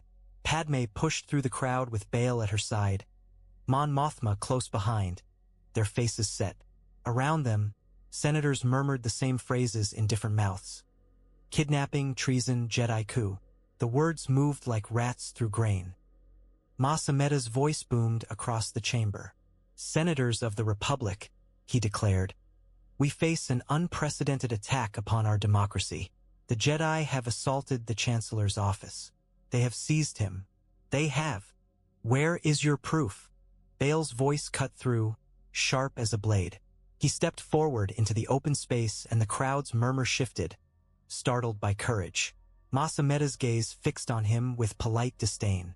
Viceroy Organa, he said, your compassion has always been admirable, but the reports are clear. Witnesses have fled the district.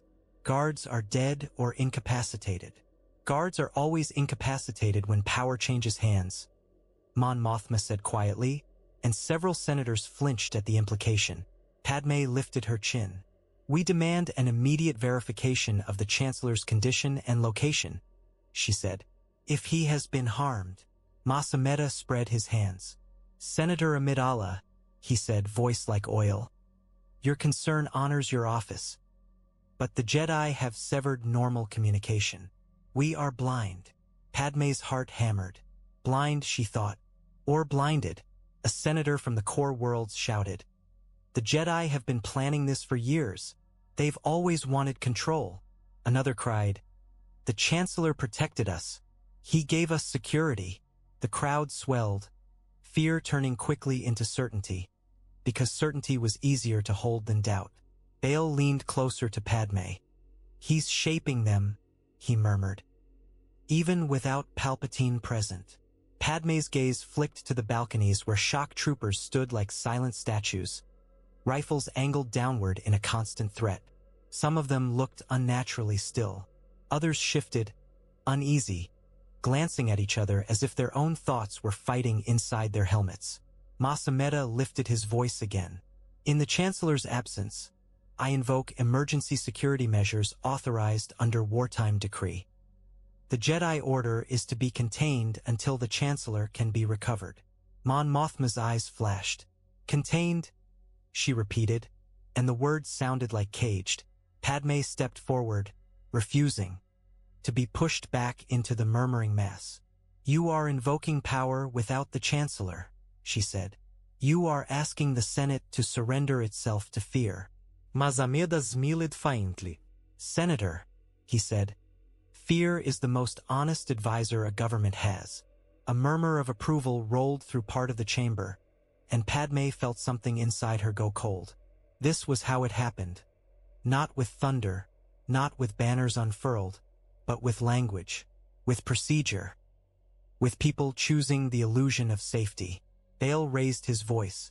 We move to delay any decree until verified facts are presented, he said, and we demand an independent inquiry into the clone command network. There are. Ameda's eyes sharpened. Enough. He turned slightly, and a shock trooper commander lifted his rifle a fraction. It was not yet a threat, but it was the outline of one. Padmé felt the room tilt toward violence. She thought of Anakin in the storm, escorting a monster in chains. She thought of the temple under siege, and she realized the Senate might choose tyranny even if Palpatine never returned, because tyranny had already been normalized. She met Bail's eyes and understood without words. They needed the truth on display, not argued in whispers. They needed proof that could burn through fear. Somewhere in the chamber, a senator began to pray. Ahsoka came to Coruscant the way exiles return to a home they no longer recognize, through smoke. Her ship cut through the rain-choked air lanes with lights dimmed, running dark between towers. Below, the city's usual glow was fractured by pockets of fire and flashing sirens. The Republic's heart was having a seizure. Bo-Katan's voice crackled through the cockpit. We can't land near the Senate, she warned. Too many troops. I'm not going to the Senate, Ahsoka said, eyes fixed on the distant shape of the temple spires, half obscured by storm. I'm going where the bodies will be. Bo-Katan swore softly. And you think they'll let you in? Ahsoka's jaw tightened. They won't have a choice. They landed on a lower terrace, far from the main entrances. The stone was slick with rain. Smoke drifted like fog, carrying the sour scent of scorched metal. In the distance, blaster fire popped and hissed. Ahsoka ran, cloak plastered to her shoulders, boots splashing through shallow pools. Bo-Katan followed, helmet on now, a shadow with a warrior's stride. At the temple's side gate, the guards were not temple sentinels. They were clones, some with rifles aimed outward, some inward. For a heartbeat, Ahsoka froze, the sight punching air from her lungs. The men she had fought beside now looked like strangers. Then one of them lifted his weapon, toward the others, not toward her. Hold, he shouted. It's her. A figure pushed through the smoke. Captain Rex moved into the torchlight, armor half scorched, face drawn tight with exhaustion. When he saw Ahsoka, something in him loosened that had been clenched since the order hit his skull. Ahsoka, he said, voice rough. She stopped in front of him, close enough to see the grime on his cheek, the faint tremor in his hands. Rex, she breathed, and for a moment the chaos around them fell away. His eyes flicked to Bo-Katan. You brought a Mandalorian into the temple. Don't start, Ahsoka said. We don't have time. Rex's jaw flexed. You don't know what's happening. I do, Ahsoka said, and the words came out sharp. Maul warned me. He said there was an order, Rex. A command that turns you into executioners. Rex's face tightened, and he swallowed. It's real. Ahsoka's chest ached. How many? Rex's voice dropped. Too many. Behind him, inside the gate, Ahsoka saw Jedi dragging wounded through smoke. She saw a Padawan with blood on his sleeve, eyes too wide, looking for an adult who could promise the world made sense. She saw a youngling clutching a training saber with both hands, knuckles white. Bo-Katan's gaze swept the courtyard. This is your holy place? She muttered. It bleeds like anything else. Rex stepped aside, letting Ahsoka in. Anakin and the Masters took the Chancellor, he said quickly. He's Sidious. Ahsoka cut in, and Rex blinked, startled. You know, he said.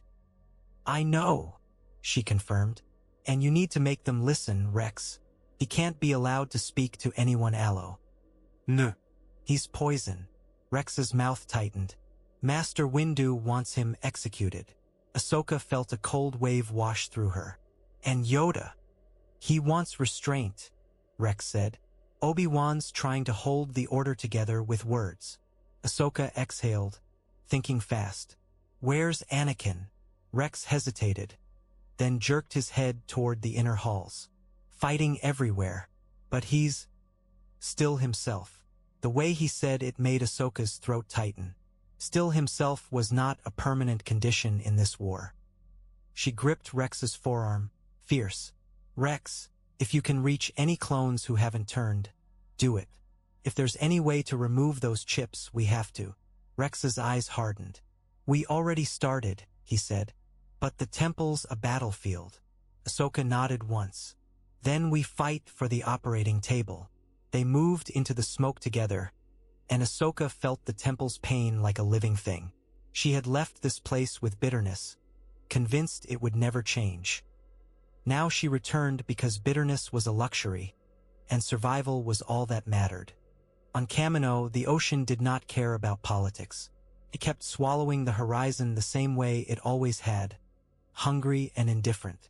Inside Tipoca City, alarms chimed with soft precision, as if even panic had to obey Kaminoan etiquette.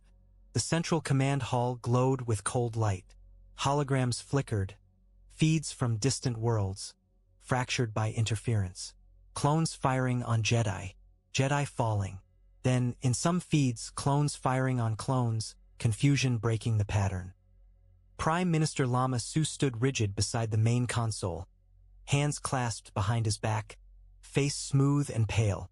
The storm outside hammered the facility, and each wave that struck the supports felt like a warning. Nala Se's fingers moved over controls faster than her composure suggested. Her eyes were wide, reflecting data streams like trapped lightning. The order has propagated, Lama Su said, voice calm but tight. As planned. As planned, Nala Se echoed, and there was something bitter in it. Lama Su angled his head toward her. You are unsettled. Nala Se's throat tightened. I am observing system instability. The chip compliance is not total. The Chancellor will correct it, Lama Su said, as if speaking about a minor production flaw. Nala Se hesitative. She had devoted her life to precision, perfect genes, perfect growth cycles, perfect obedience. Now she watched men she had crafted turn into murderers, and she could not pretend it was merely a line on a chart. A door hissed open. Clone commandos entered, heavier armor, black visors, weapons held with trained menace. Their leader stepped forward and saluted with mechanical exactness. Prime Minister, he said, orders from Coruscant. KAMINO is to maintain output and secure all chip documentation. Jedi involvement is to be terminated on sight. Lama Su's posture did not change. Understood. Nala Se's eyes flicked to Lama Su. There are Jedi still on KAMINO, she said quietly. Observers.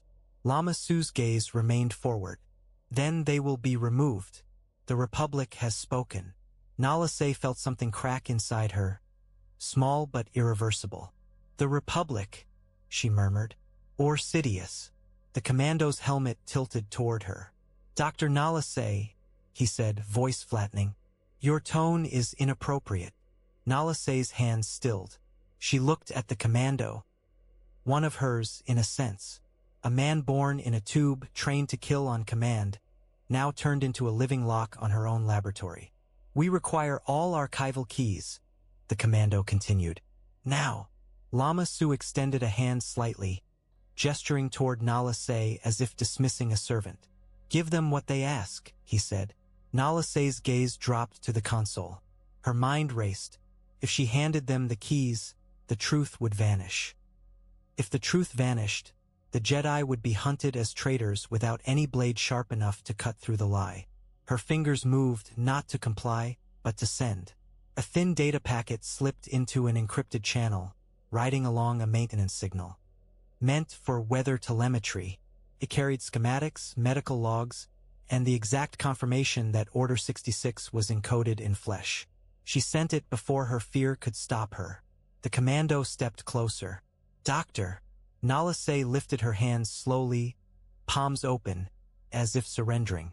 Of course, she said, voice controlled. I will provide the keys.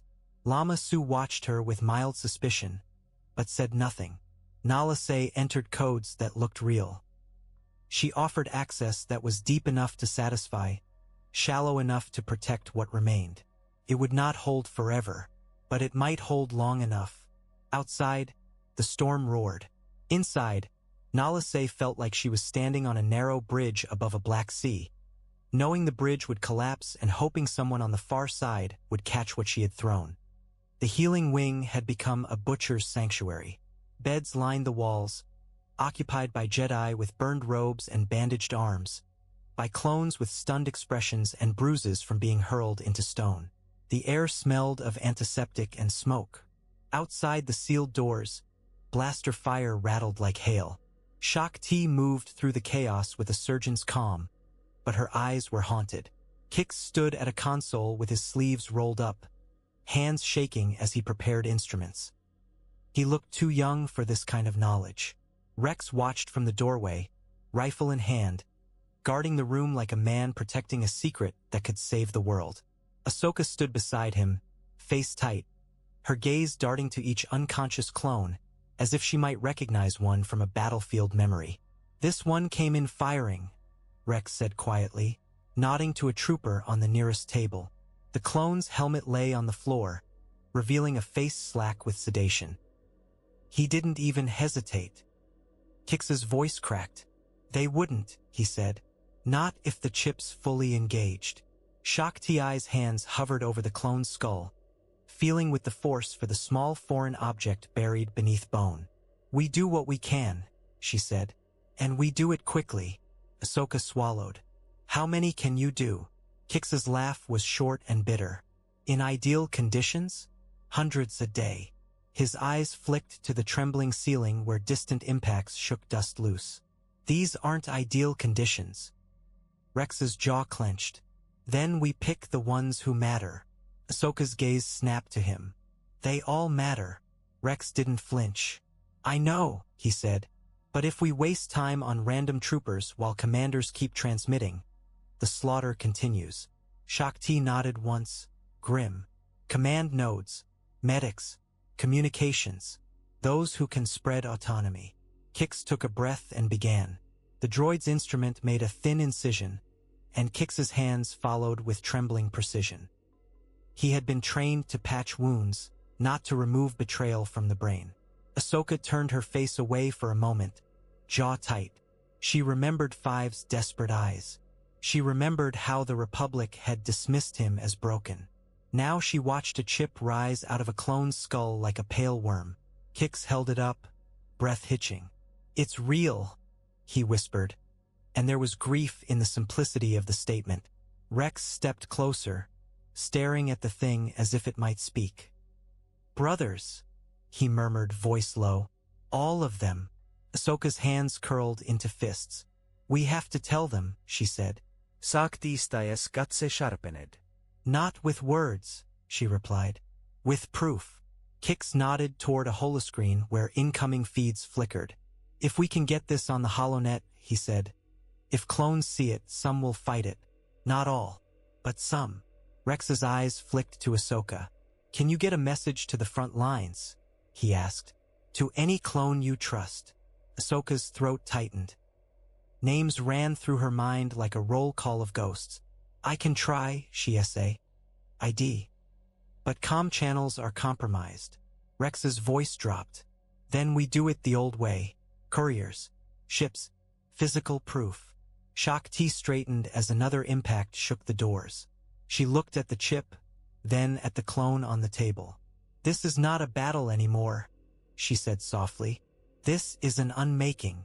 Kix wiped sweat from his brow with a shaking hand. How do we stop it? He whispered. Ahsoka's gaze drifted toward the inner halls where Sidious was being held, and her eyes hardened. We cut out the source, she said. Rex exhaled slowly. And if the source escapes? Shock Ti's silence was answer enough. Far from Coruscant's towers, the Purge wore a different mask, but the teeth were the same. In a jungle thick with steaming breath, AAYLA SECURA ran through ferns taller than a man.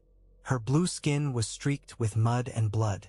The air was heavy with the scent of wet soil and burned foliage. Behind her, clones shouted, voices distorted by helmets, and blaster bolts cut through leaves like hot knives. She had felt the shift in the force before the shots began.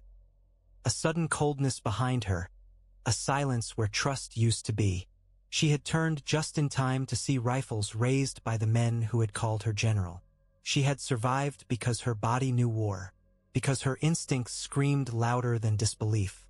Now she stumbled, breath burning, and saw a figure step from behind a tree. A clone sergeant, rifle raised. AAYLA froze, saber half lifted, heart hammering. In the force, she felt the man's mind like a storm trapped in a jar. Obedience pressing down, fear rising up. Don't, she whispered. The sergeant's hands shook. His rifle wavered between her chest and the ground. I have to, he rasped, voice breaking. You don't, AAYLA said softly. That command isn't you. His helmet tilted, as if listening to something inside his own skull. Execute, he whispered, and his jaw clenched hard enough to crack teeth. Traitors. AAYLA felt tears sting her eyes, furious at herself for it. Look at me, she demanded. Look at my face. I am not your enemy. The sergeant's breath hitched. For a heartbeat, the obedience faltered. His rifle dipped. From deeper in the jungle, another voice shouted, Sergeant, target acquired. The sergeant flinched as if struck. His rifle jerked upward again. The chip tightened its grip. AAYLA's saber lifted. She could disable him. She could knock him aside. She could keep running. But she saw something in his posture that reminded her of every clone who had ever stood between civilians and blaster fire. She saw a man drowning. She stepped closer, slow, hands open. Your name, she said. The sergeant's voice trembled. Keel, he whispered. CT. Keel, AAYLA repeated, anchoring him. Keel, I need you to choose. Right now. His hands shook harder. I can't. Yes, you can, AAYLA snapped, and the force in her voice pushed, not controlling, but urging. Fight it. Keel's helmet dipped. His shoulders convulsed as if he were wrestling an invisible attacker. Then, suddenly, he slammed his rifle but into the side of his own helmet, hard. The impact echoed through the jungle. He gasped, stumbling, and the rifle dropped. He tore off his helmet with shaking hands, eyes wild, sweat pouring down his face. Get down, he hissed at AAYLA. She hesitated only a second before obeying. Keel grabbed her arm and dragged her beneath a tangle of roots where the ground dipped. He shoved leaves over them, hands frantic. A squad of clones crashed past, boots pounding. She went this way, one shouted. Keel pressed himself into the mud. Breathing hard, eyes squeezed shut. AAYLA felt his terror like heat. She felt, too, the obedience still there, clawing at him, not defeated, only wounded. As the squad moved on, Keel swallowed, voice shaking. I don't know why He stopped, choking. Something's wrong inside my head. Ayla's throat tightened. There is, she whispered. And if you can fight it, others can too. Keel laughed once, broken. How? Ayla stared into the jungle where her brothers hunted her, and she realized the Jedi Order would survive now not through strength, but through the smallest defiance in the hearts of men bred to obey. We find the truth, she said, and we make it louder than the command. They kept Sidious in the oldest part of the temple, beneath stone that remembered when the Republic was young and the Jedi still believed they could outlast darkness by being patient. The vault chamber was circular, lit by torches and the pale shimmer of a containment barrier that hummed like a restrained storm. The air tasted different here, dry, cold, heavy, as if the Force itself had thickened. Palpatine sat on the stone bench inside the barrier, shackles still on his wrists, posture relaxed. He looked almost comfortable, like a king imprisoned in a rival castle who already knew the siege would end in his favor. Windu stood outside the barrier with arms crossed, expression carved from anger. Yoda sat on a low stone block, eyes half-lidded, as if meditating, as if listening to the galaxy's pain. Anakin lingered at the edge, just outside the circle of torchlight. He did not trust himself closer. He could feel Palpatine's attention like a hand on his spine. You're afraid of me? Palpatine said softly, and the sound slid into Anakin's mind like smoke. Anakin's jaw tightened. I'm afraid of what you've done. Palpatine's smile was faint. And yet, he murmured, you came. Windu's gaze snapped toward Anakin. Leave, he ordered. You've done enough. Anakin's anger flared. I'm not a child. No, Windu said, voice cold. You're a weapon Sidious has been sharpening for years. Palpatine chuckled, delighted. Such honesty, Master Windu. Where was it when the boy needed guidance? Yoda's eyes opened slightly, sharp. Quiet, he said, and the single word carried weight. Palpatine's smile widened anyway. Grand Master, he purred, tell me, how many Jedi are dying as we speak while you sit in your stone cellar congratulating yourself? Yoda's face did not change, but Anakin felt the sting behind the calm. Feel their pain, I do, Yoda said. And yours, I feel too. Palpatine leaned forward. Pain is power, he whispered. Windu's hand tightened on his saber hilt. Keep talking, he snarled. I'm enjoying every reason you give me. Palpatine's eyes slid back to Anakin. Tell me, he said gently, is she safe? Anakin's blood went cold. Don't, he said, voice low. Palpatine's expression turned almost sympathetic. Padmé Amidala, he murmured. So brave, so principled, so fragile. Windu stepped forward, blade igniting with a snap hiss. One more word about her, he warned, and I will end you here. Palpatine's smile did not falter. Would you, he asked softly, or would you hesitate as Jedi always do until the moment is gone? Anakin felt the temptation rise, hot, immediate. Kill him, end him, cut the head off the serpent. He imagined the blade, imagined the silence after. Then he imagined the Senate's reaction, the panic, the decree. Jedi assassinate Chancellor. The clones would not stop hunting. Fear would not vanish. It would only find a new story. Yoda's voice was quiet. Trial, he said. Truth shown. That path we choose. Palpatine's laughter was soft. A trial, he murmured. In my Senate. Windu's face twisted. We can hold him here until the war ends. Palpatine's eyes gleamed. And while you wait, he whispered, my machine keeps turning. My loyalists keep speaking. My order keeps killing. Anakin took a step forward despite himself. How do we stop it? He demanded. Palpatine leaned back, satisfied. You can't, he said simply. Not without becoming what you claim to hate. Anakin's fists clenched. He felt trapped between two horrors. Letting Sidious live long enough to keep poisoning the galaxy, or killing him and giving the poison a martyr. Windu's voice dropped, deadly. We should have never allowed the Senate to create an army. Yoda's gaze softened, just slightly. Regret we can drown in, he said. But act we must. Palpatine watched them, eyes bright, as if savoring every fracture between them. And Anakin realized with sick clarity that Sidious did not need to escape the cell to win. He only needed them to doubt each other until their hands hesitated. By dawn, Coruscant was a city at war with itself. Sirens wailed between towers. Smoke drifted in ribbons, caught by the wind and smeared across the skyline. On broad avenues that once hosted parades, clone walkers moved like iron beasts, their heavy steps shaking the pavement. Civilians pressed into doorways and alley mouths, clutching children, staring with the helpless awe of peasants watching armies march past their homes. Rex moved through it with a squad at his back. Men whose eyes were theirs, not borrowed by a command. They wore their helmets, but their posture was different, more alive. Some had torn strips of cloth and tied them around their arms, crude banners of identity. Ahsoka ran beside Rex, hood up, blades unlit for now. She felt the city's fear like a fog inside her chest. Every time a patrol passed, her muscles tightened, ready to strike, ready to run. They had left the temple with a mission.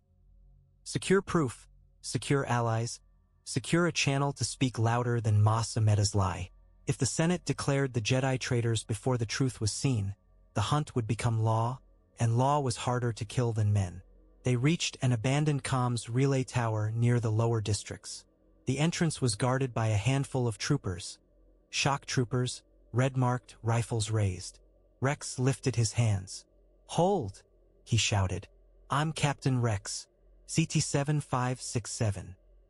The shock commander's helmet tilted. "You are under arrest," he said flatly. "By authority of the Chancellor." "He's not issuing authority," Rex snapped. "He's a prisoner." The commander's rifle rose higher. "Jedi propaganda." Ahsoka stepped forward, voice sharp. "Look at me," she said. "You know who I am." The commander's visor did not change, but Ahsoka felt the flicker of recognition beneath the chip's deadweight. He hesitated a fraction, a tiny crack. Rex saw it and seized it. "Brother," he said, voice rough, "something's been done to us. They put a chip in our heads. It's controlling you." For a heartbeat, the commander's rifle trembled. Then another trooper behind him barked, "Fire!" The deadlock shattered into violence. Rex's men returned fire low, aiming for legs, for shoulders, for stun if possible. Bolts lit the air. Ahsoka ignited her blades, white light cutting through rain, and moved like a shadow, not killing, but disarming, slicing rifles in half, kicking helmets aside. One trooper lunged at Rex with a vibroknife. Rex caught his wrist, slammed him into the wall, and shouted, "Stop fighting me!" His voice cracked with rage and grief. "I'm not your enemy." The trooper's eyes were glassy, mouth twisted. "Traitor," he rasped. Rex struck him in the jaw and the trooper collapsed, stunned, not dead. Rex stood over him breathing hard, hands shaking. Ahsoka touched Rex's shoulder briefly, grounding. They forced their way inside the relay tower. The interior smelled of dust and old circuitry. Kix had given them a small data module, schematics, and medical proof, GH to make the truth tangible. Rex shoved the module into the terminal. "Come on," he muttered, as if pleading with the machine. "Come on." The screen flickered. Data began to upload, slow, fighting interference like a swimmer fighting a current. Somewhere in the network, someone was blocking. Someone with authority. Ahsoka heard boots on the stairs. More patrols. Rex's men took positions, rifles aimed at the entrance. Ahsoka stood at the center, blades humming, rain dripping from her hood. The upload crawled toward completion, and Ahsoka felt the weight of every second. Each second was a Jedi dying alone on some far world. Each second was a clone committing murder and calling it duty. Rex's comm crackled. A voice came through, strained, urgent. "Captain, Temple says the Senate is moving. They're about to declare." Rex's eyes snapped to the percentage bar. "How long?" he demanded. The machine did not answer. It only crawled. 57, 58, 59. The door below exploded inward. Ahsoka raised her blades, heart hammering, and thought, "If we fail here, we fail everywhere." The Senate chamber erupted before Padmé even reached the dais. Mas Amedda's decree hung in the air like a noose, and senators argued as if volume could create certainty. Padmé stepped onto the platform anyway, hands steady despite the tremor in her chest. Bail moved with her jaw set. Mon Mothma stood close, eyes fierce. Mas Amedda turned toward her with practiced surprise. "Senator Amidala," he said, voice amplified, "this is not the time." "It is exactly the time," Padmé cut in, and her voice carried farther than she expected, slicing through the chamber's noise. She looked out over the sea of faces, some frightened, some angry, some hungry for a scapegoat. On the balconies, shock troopers shifted, rifles angled toward the dais like an unspoken answer to dissent. Bail leaned toward a console and keyed a channel. "Rex," he murmured into his comm link, barely moving his lips. Now, nothing happened. Padmé's heart stuttered. Mas Amedda lifted his hands. "Senators," he declared, "you see the Jedi's influence even here." A flicker of hololight burst into the center of the chamber, bright and cold. The image wavered, then stabilized into a medical schematic, a clone skull, mapped in branching lines. A small object glowed at the base of the brain. A gasp ran through the rotunda. Padmé felt her breath release in a shaky exhale. The proof had arrived. The holo-display shifted to show the chip itself. Pale, wet, held in forceps. Then medical logs. Then the words, stark and undeniable, pulled from Kaminoan records. Order 66. Remove Jedi leaders using lethal force. The chamber exploded into shouting. "That's a forgery," a senator screamed. "It's Kaminoan script," another shouted back. Mas Amedda's face tightened, the first real crack in his composure. "This is treasonous manipulation," he snapped. "Shut it down." A shock trooper commander barked orders, and two squads began to move along the balconies, boots pounding. Padmé raised her voice, forcing it through the chaos. "The clones have been altered without Senate oversight," she shouted. "They have been implanted with control devices. Whatever you believe about the Jedi, you cannot accept that the Republic has become a government that programs soldiers to murder on command." A senator from the mid-rim stood, face pale. "Who authorized this?" Padmé's gaze locked on Mas Amedda. "Ask him," she said coldly. "Ask the Chancellor's office." Mas Amedda's voice rose, furious. "Guards! Arrest them!" The shock troopers hesitated just a fraction. Padmé saw it. She saw some helmets tilt, as if the men inside were trying to reconcile duty with horror. Mon Mothma stepped forward, voice razor sharp. "If you arrest senators for demanding oversight," she snapped, "you prove the accusation." Bail's eyes swept the chamber. "Senators," he shouted, "this is the moment you decide whether the Republic is law or fear." A swell of voices answered, divided. Some shouted for justice. Some screamed for blood. Each chamber split into factions in real time like a cracked mirror. Mas Amedda's eyes burned with anger. "The Jedi have kidnapped the Chancellor," he roared. "They have attacked the heart of democracy. This chip proves nothing except their desperation." Padmé felt the room teeter. Proof alone was not enough. People could deny anything if denial made them feel safe.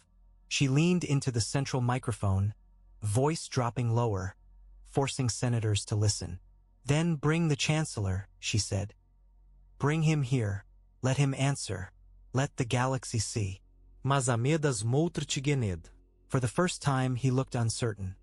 Not because he lacked power, but because power was slipping out of the shadows and into the open, where it could be challenged. On the balconies, rifles lifted. Padmé's heart hammered as she realized the Senate might turn into a massacre before truth could finish speaking. The temple shook as if the stone itself had decided it could no longer hold what it had swallowed. In the vault, the torches guttered. The containment barriers hummed deepened, strained, and Anakin felt the shift in the Force like a sudden drop in temperature. Palpatine sat with his head bowed, silent for too long. Windu's posture stiffened. "He's doing something," he growled. Yoda's eyes narrowed. "Yes," he said softly. Reaching, Palpatine lifted his head. His smile was small, almost fond. "Thank you," he murmured, "for giving my enemies one place to gather." Anakin's blood went cold. "What did you do?" he snapped. Palpatine's eyes gleamed. "I reminded the galaxy," he whispered, "that it hates uncertainty more than it hates evil." Outside the vault, alarms wailed. Footsteps thundered in distant corridors. More troops, more fighting. The temple's defenses stretched thin. Windu ignited his saber. "Enough!" Palpatine rose slowly. The shackles on his wrists rattled. He looked at them like inconveniences, and Anakin realized with sudden terror that the cuffs had never been the true restraint. The only restraint had been Palpatine's choice to remain. Lightning erupted from Palpatine's hands, blue-white, furious. It struck the barrier, and the barrier screamed, the hum turning into a high keening wail. The air filled with the smell of ozone and burning metal. Torches blew out in a rush of wind that didn't exist. Windu thrust his blade up, catching the lightning, purple light flaring. The force of it drove him back a step, boots scraping stone. Yoda leapt, small body a blur, hands out, trying to reinforce the barrier with the force. The barrier flickered, held, then cracked like glass. Palpatine's laughter rose. "You built cages for artifacts," he hissed. "Did you think you could cage me?" The barrier shattered.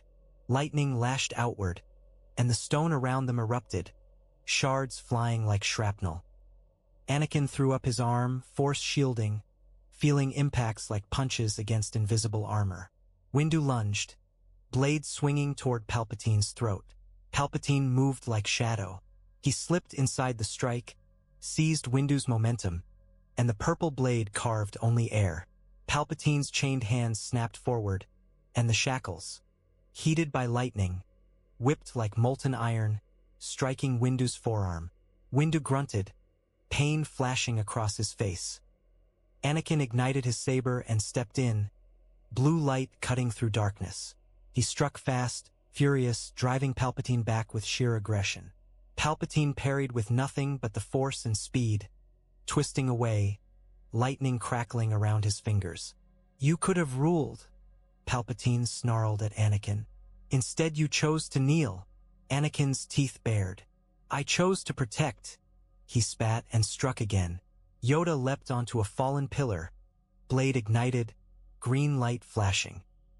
He launched himself at Palpatine like a dart, and for a moment the Sith was forced to retreat under the combined assault. Then Palpatine did what he always did when pressed. He changed the battlefield. He thrust both hands outward, and the ceiling above them groaned. Ancient stone, cracked by earlier fighting, finally gave. A section collapsed in a roar, dust and rubble cascading down. Yoda sprang back, pushing with the force to deflect the worst of it. Windu rolled aside. Anakin shoved forward, trying to keep Palpatine boxed in. Palpatine slipped through the chaos like water through fingers. He reached the vault doorway, smoke swirling around him. For one heartbeat, he turned back, eyes burning with hatred and triumph. "Your Senate is already choosing," he whispered. "By the time you catch me, you will be criminals." Then he vanished into the smoke-filled corridor. Anakin stumbled forward, choking on dust, fury blazing. Windu's voice was a snarl behind him. "After him." Yoda's gaze lifted toward the trembling ceiling, toward the distant sounds of war in the temple above. "Go," he said to Anakin, voice urgent. "But careful you must be. Trap within trap." Anakin sprinted into the corridor, saber blazing, and felt the temple's fear tighten around him. Sidious was loose again, loose in the one place the Jedi had believed sacred, and somewhere in the Senate rotunda, Padmé was daring the galaxy to look its monster in the face before it could crown him king.